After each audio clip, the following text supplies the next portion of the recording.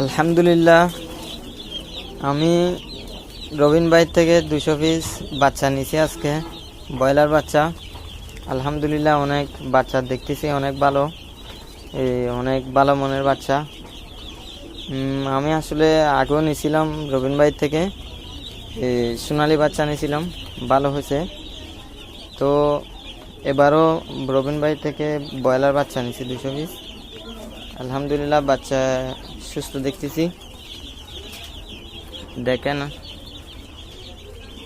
আমি চট্টগ্রাম থেকে বলতেছি।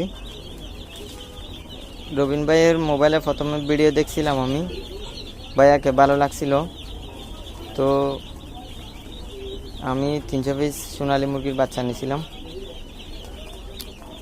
বাচ্চাগুলো ভালো হয়েছিল বিদায় ভাইয়াকেও ভালো লাগছে।